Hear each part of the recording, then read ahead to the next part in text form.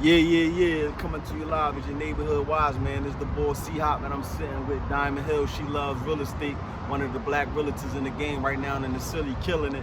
You know what I mean? Been working hard, been grinding through the pandemic. You know what I mean? She even helped me pull a play.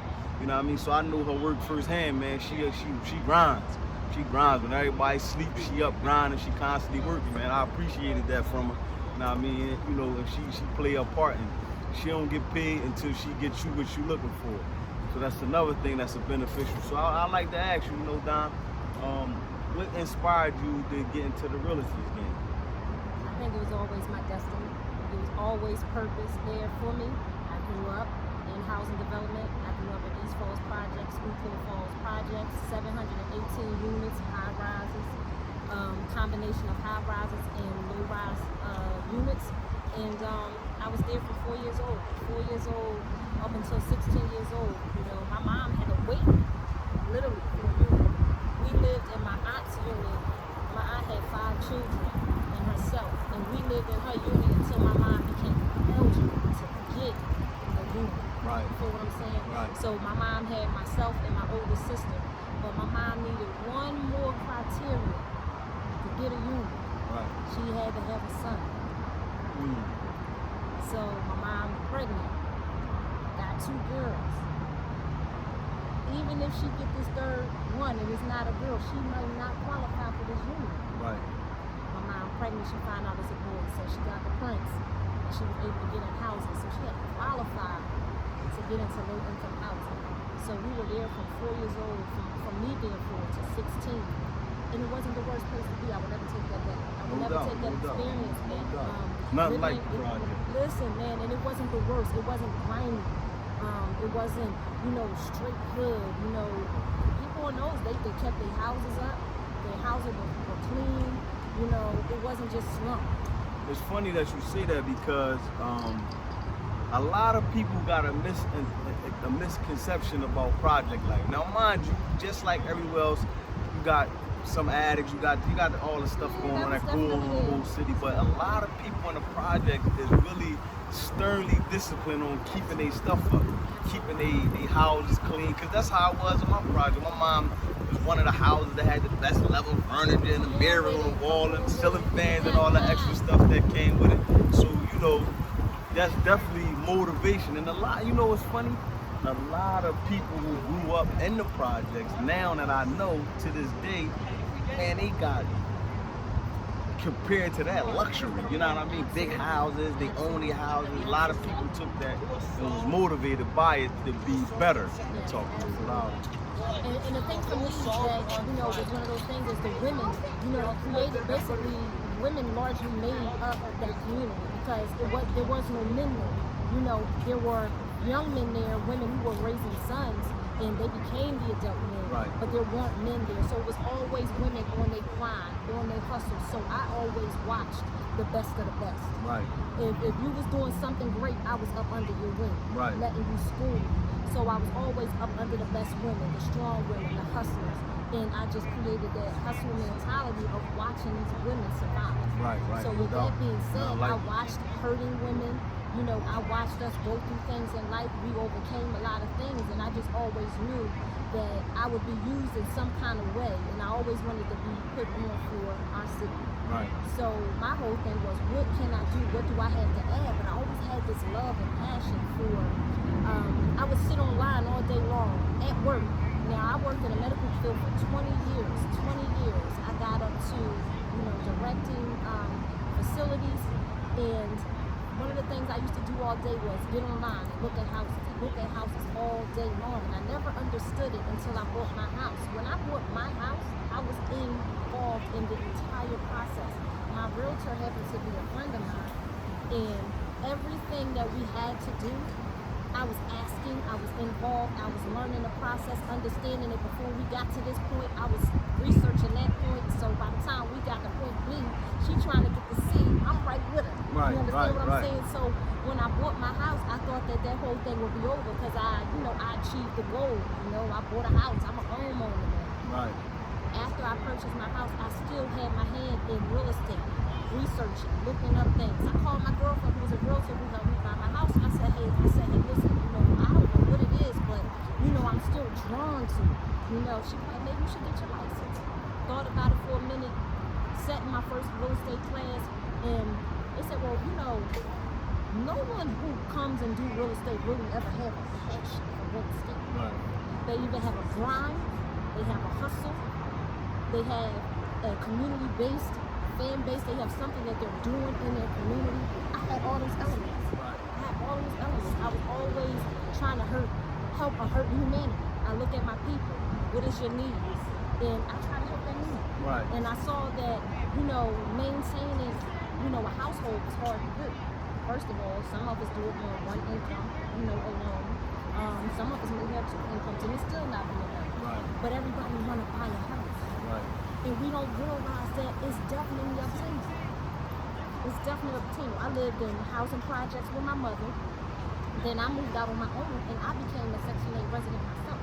So I had my own Section 8. I will never forget the day that I walked into the office and I was like 30 days from closing on my own property. And the lady in the office said to me, well, how can I help you today? What's going on? I said, I'm coming in to, terminate my lease. I don't want, the Section 8 voucher anymore. A voucher, that's what it was. I didn't want the voucher anymore. And she said, why? I said, I'm buying a house. She said, oh, you buying a house with us? I said, absolutely not. She said, well, you should try it. I said, ma'am, I'm 30 days from closing. I'm not buying my house with you. I'm buying my house on my own, by myself. Right. And she just looked at me like, wow, that was the most gratifying day of my life. Walking in there, and I turned that opportunity over to somebody else who was probably waiting next in line, to get a Section 8 voucher. But I walked away and I did it on my own. So that was one of the great accomplishments. Oh, that was big. And I like the whole detailed story of strong women and why, because a lot of people don't realize that. I feel like that's an element of things that's going on nowadays, that women are no longer not women, because I hate to make saying women is almost sounding like I'm saying every single individual woman in the world, but I just mean like some, it's some people, because everything is a sum, it's a percentage. So it's some people out here that's not learning no more from the women before. That's like the young men. So to be able to have that in you and learn from them, be able to pass that to somebody else. Hey, look, learn from the people that know. Learn from the people that can teach you. Learn from the people that you see being strong. You don't always got to look at and turn your nose up at the negative or at what's going on. You can learn from people that's going to help motivate you. And it seemed like it drove you to somewhere where you found your niche. Oh, yes, absolutely found my niche. There's not one client that I have not helped purchase a home or in the process of helping them purchase a home who does not leave me and finish with me and not know the process of buying a home. There's no one who links up with me and I help them as their realtor, who you ask them anything. You can ask them anything about the process. I never had one client that says, oh, if another person comes up and say, well, what did your realtor do? Well, what was the process like? They be like, I don't even know. Like, I talk to my realtor, I ask them. My clients can tell you, oh, this is what we did. We did this first. We transitioned into this point, to this point, to this point, to this point. Then I had to do this, then I had to do that. They can tell you when they finish with me how to buy a house. It's nothing that they can say, oh, I don't even remember. And I being though the business that we did, like just even though we didn't ascertain the ultimate goal, and that was more on me. You laid me to the door, had everything it was done. It was sweet, I felt bad, because, it is like things happen. I had to take a different route, but you laid me up, you took me to the room and laid it was sweet. Right now, doesn't mean that it's not going to happen. It's just maybe it just wasn't the time. Right, no doubt. And I appreciate that. So it just go to show that you about your business and you about your work, and during the pandemic, you was grinding. When nobody was picking up phones, she was grinding. That's the thing. I wanted to have people to understand. It's not, hey, listen, we're all out here in the business, obviously for the financial gain of it all. But at the end of the day, I want, our community, our people, our culture, I want them to know that we can buy houses, we can become homeowners. It's not something that's so far out of our reach that it can't happen. Okay, yeah, your credit score might be 585 right now. Holla at me, I can get you to the 620. I'll link you up, I'll put you with this person, with that person. If it's credit that you need to it's you don't have much credit at all, we can, get that credit up there. It's not holler at me when you're ready to be pre-approved. I'll turn nobody away. Come to me, we'll figure out what your game plan is. I'll let you know what steps you need to take to get there. And if you do everything that I tell you to do, you will no doubt become a home. Absolutely. No doubt. No doubt. It's You law. about your work. It's law. You about your work. Let me ask you something. So, like, even what you saying, like, watching your mom and she might not be approved and she had to have a son, and that son ended up being your brother Marty. Yeah. It's funny because I remember little Marty playing ball, and when he was young and I ain't seen him for a stretch, he ended up spending some time in the NBA. How was that change with Marty Collins being your little brother, baby brother at that, and how did that affect your vision and what you wanted to do, seeing your little brother accomplish his goal by going to the NBA? I think him and I, we were the two close. We were very, very close growing up. Him and I, we were very close growing up.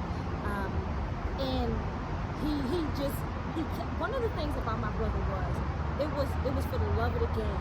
It was for the love of the game. It wasn't about I want to go to the NBA. It was always about I love this whole game of basketball, and pretty much the boy slept with a basketball. So I watched him, stick to something that he loved to do, and that's me. Helping people. It's not even necessarily just real estate, because again, there's no client that I had that I didn't help in some kind of way. It's almost like they were assigned to me. Like, God said, I gotta link y'all two up, because you're not gonna just help this person buy a house. You're gonna help them with some lifelong lessons. Right. So I have many clients who I used to sit in a car with, because they didn't feel worthy of buying a house. I'm showing them the best of the best houses, and I'm like, all right, you asked for the central air. I got you the central air. I got you the, the finished basement. You got the half bathroom. You got the everything deck. You got everything you were looking for, but this ain't the house after 30 of them. I done showed you like 30 of them. So now I got to deal with the mental health aspect. What's going on that I've shown you everything. Are you afraid now at this point? Some people get afraid.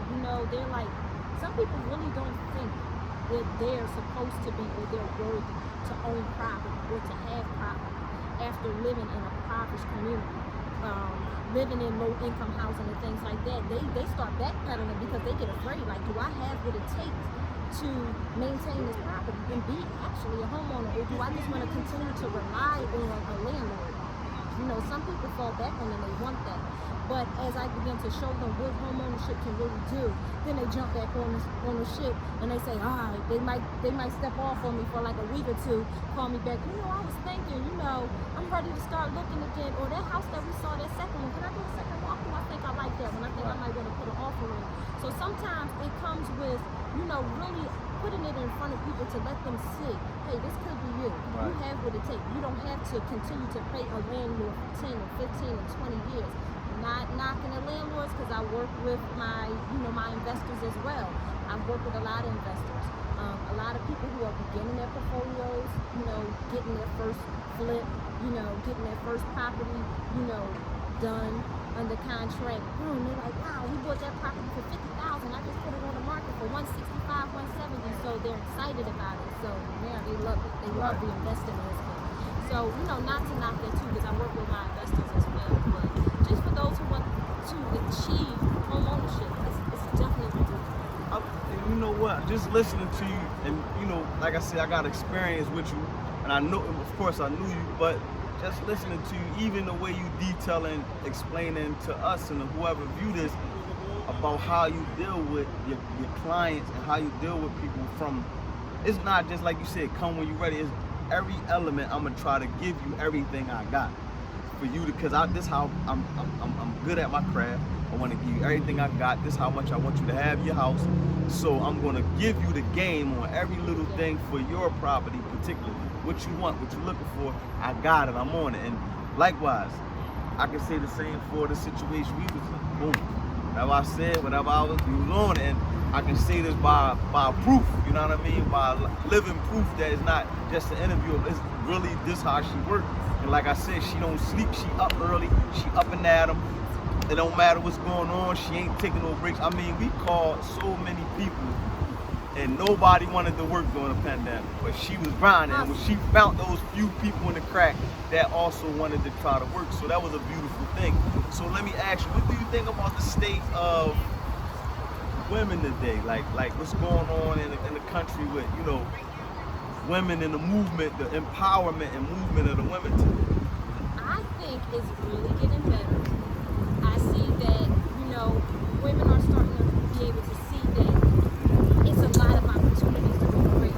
Like, I don't have to step on you and put my foot on your neck, you know, so that I can do better. Like, we can do better. You know, I'm a realtor, you're a realtor. Hey, listen, it's enough properties out here, it's enough clients out here for us all to be successful, for us all to eat. Right. You know what I'm saying? So I think right now we're all helping each other. Like, I have girlfriends who are realtor friends, and there's no competition. Right. You know what I'm saying? We all have our niche. We all have our audience. We all have our followers. You know, we have the people who love us, and we can sit down at the end of the day after, you know, closing a deal or showing 5 to 10 houses in a day, sit down, have dinner together, and say, hey, girl, how was your day? Oh, yeah, I just had this client. I just did this. I just did that. And we just showing love to one another. So I feel like, you know, right now is a good time for women. I feel like all women are empowering one another. We're sticking together, and we're joining forces to even, you know, show that love that it pours out to the men. Right. So, and you know, like, with that being said, because you're a mom as well, you was a wife as well, juggling being a grinder, because you grind hard. So juggling that, being a mom, being a wife, being a related, whatever you got, how is that dealing with family? How do you do your thing? Because we all got to do it. So it ain't like I'm saying you don't, you know, because some people are like, oh, well, you know, everybody. No, but how do you do your thing? Because there might be somebody out there that's in a similar situation that hear this and they can use something from how you may do your thing and take a little bit. Because that's what people do. They take a little good from here, and build, and then they also build their own identity. Just like with the Wall Street, like, just to go back a little bit before I pass you on that question. On Wall Street, it's building at the building at the building. Downtown, it's building downtown Philly, downtown Chicago, downtown LA, downtown New York. It's not just one building, one business building. It's multiple buildings. So we can do multiple things. We can be in the same trade. It's not one Rite Aid, not one Wawa, not one Walmart. So we can do the same job, the same business, and still be successful and still try to find a way to support each other. Like, everybody feel like they gotta hold on to every little thing. No, that's spread the love. Spread the love, absolutely. I think for me, with, you know, wearing all of the hats that I wear, yes, I am a mother, 3 children. You know, I wear many hats. I'm a minister. I was in the healthcare field. I have most recently, since January, become a full-time realtor. I've been in the healthcare field for 20 years, and there was a time where I was still killing the game, still selling the houses, and was, you know, I still had a 9 to 5. So I think for me, my motto is to do everything in excellence. So I'm not going to put my hand and my name on anything that I'm not doing my absolute best at. I think it's just one of those things where I just magically probably had this cape, I don't know, but I know that I was determined to be great. I was determined to get out here and to really get into this real estate game and really get myself anchored in a way that people would know, oh, she left real estate. Oh yeah, she's closing those deals. She's selling deals. Oh wow, she's closing again. You know, so I knew that it was going to take long nights. I knew that it wasn't no shortchanging. It was no easy route. You know, I knew that it was going to be times where I had to say, hey, y'all, I can't come out tonight. It was going to be times where, you know, I set up 3 o'clock in the morning doing paperwork, you know, but it all paid off at the end of the day. To now, you know, where I'm in position to say, hey, listen, I can hire this transaction coordinator that can do my paperwork for me because I'm just so overwhelmed with clients. And now I can, you know, pass on wealth to someone else by giving them a job, by employing them, by saying, hey, listen, I'm gonna do 2 things for you. I'm going to teach you the real estate, and I'm also going to pay you to do paperwork and to learn the business. So maybe one day you might want to do and get your own real estate license. Or, you know, just continue to, you know, seek out other realtors who may have a large, you know, clientele list, and they may be working with several clients, and their paperwork just becomes, you know, too much for them to sit down and do because they need to be outside on the street showing the properties or sitting at the closing. So I'm gonna hire you, and I'm gonna teach you the game, so that you can do this for me. Right. So you gotta look at. You have to know when you need to delegate. Right. You have to know when you need to take a step back and say, "Oh, this is getting a little too much for me." Because some people will, bring in so many clients, bring in so many people, and then what'll happen is a transaction may start, going crazy, and now you have a delay on a closing because you haven't done this and you haven't done that. So you have to always be aware of what's going on, know where you are in it, and know what you need to do. Hold up, let me see what's going on. Maybe I need to, bring someone else in, or maybe I need to not show any houses today and sit home and just let this be a day of, just all paperwork. But you got to look at your business. You got to know your business, and you got to be ahead of your business. And you know what I like? One of the biggest things, like you said, delegating is like once you get where you need to be, teach the next person, pay them, teach them. And I feel like if more of our people thought like that, because if you think about it, people in the streets, they delegate, they get whatever, they get to a position and they start trying to get little younger dudes or whatever, people that's doing hair, well, everybody do this in their own way. Like you said about a person might get scared when they come to find out. People think that because they don't understand it from a particular language or a direct understanding, they don't realize that a lot of this stuff you're already doing. If you grinding and you hustling and you you already delegate, you already building, you got the niche, you got it in you, you just gotta believe in it and understand it as such. And if you understand that this business is no real different from this business, it's just this business might be corporational, this business might be legal, this business might be this. So if more people pass the right game to each other, then you can build well. And you're not restricted to one city or one place. So you can build a business and say, okay, my girlfriend taught me, or my homeboy or whatever taught me this game. I'm gonna take this game and I'm gonna take this game to this city. And it's not popping there like that yet. Let me try to get ahead of it. And there's ways to do it even if you feel like the game is a little crowded. You know what I'm saying? So it definitely gets crowded, but you gotta find your way.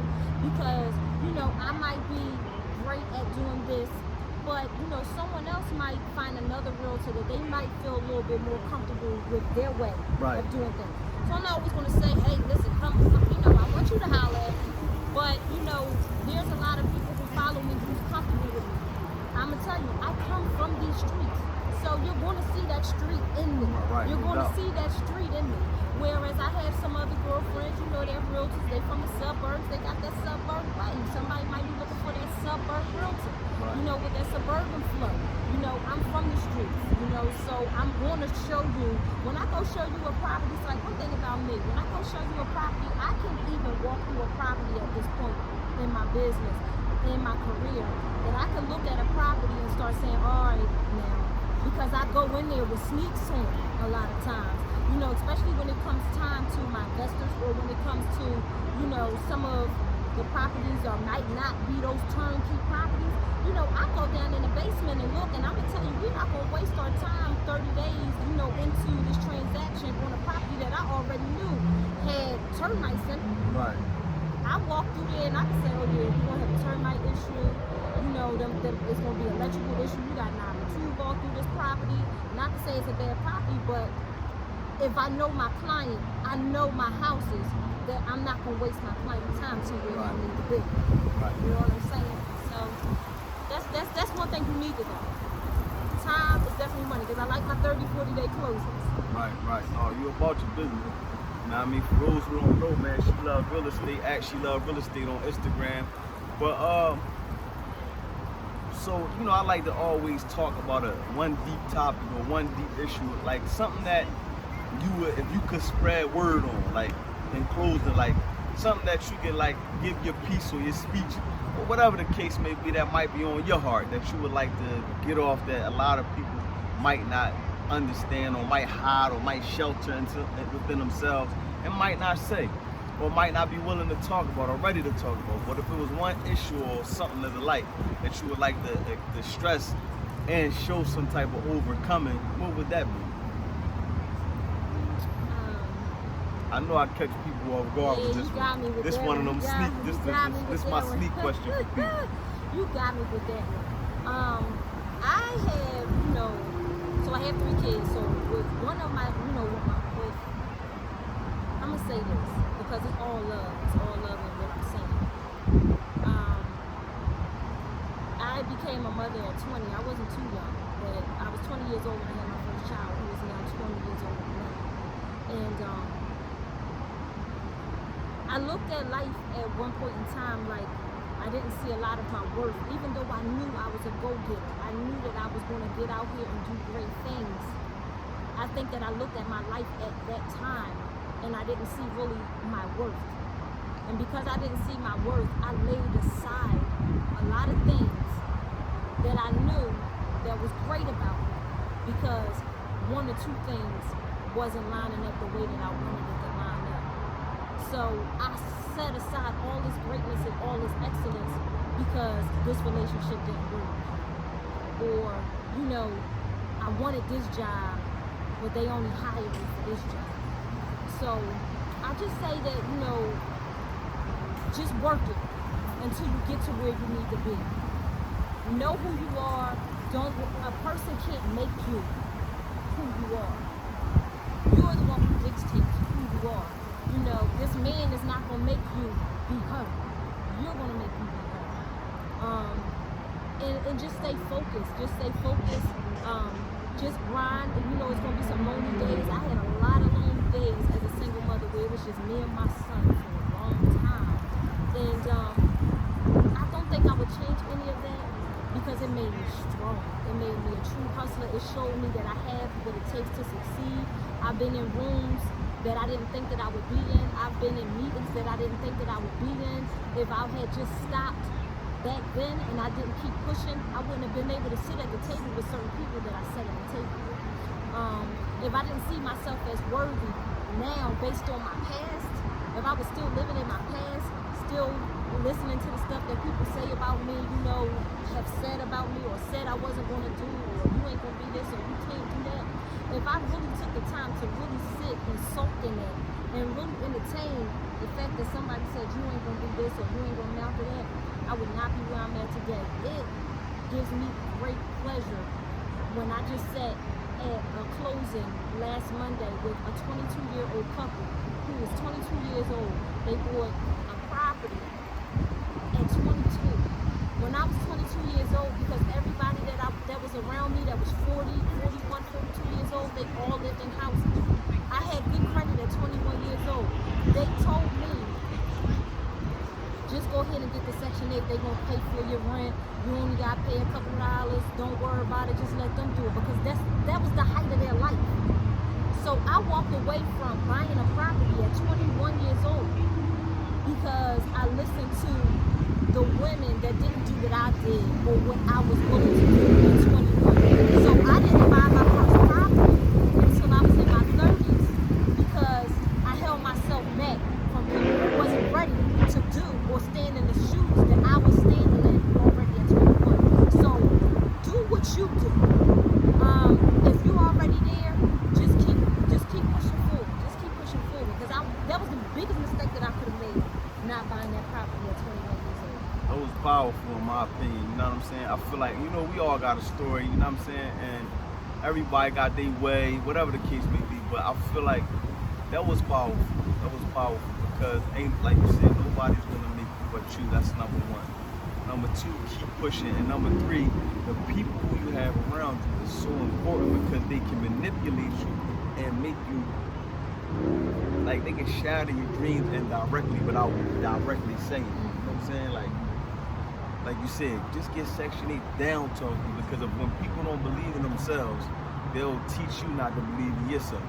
And that's a big problem that we have in our community is that we dream small and we plan small. Not everybody, but we got a group of people, the majority or whatever the case may be, who think, dream, and plan small, and they will shadow yours, your dreams, your way of thinking, and your thoughts.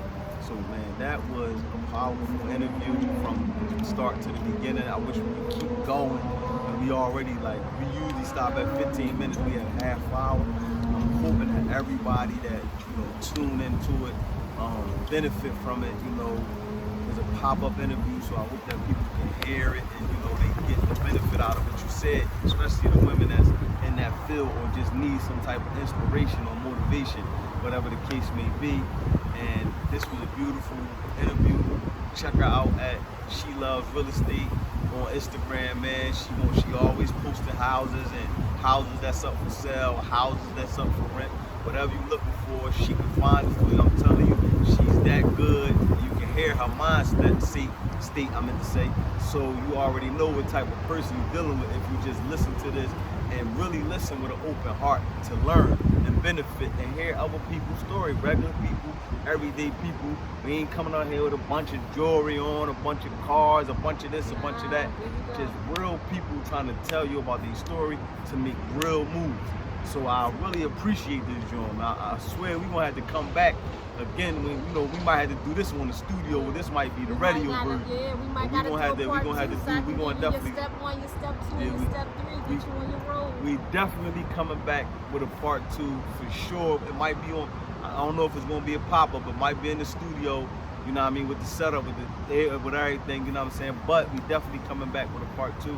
And I appreciate you. And if we help one person, one person watch this, and that's it, and they get benefit from it, and maybe even start following her and catch me at the Neighborhood Wise Man, then we did our job, man. And that's the Neighborhood Wise Man over and out.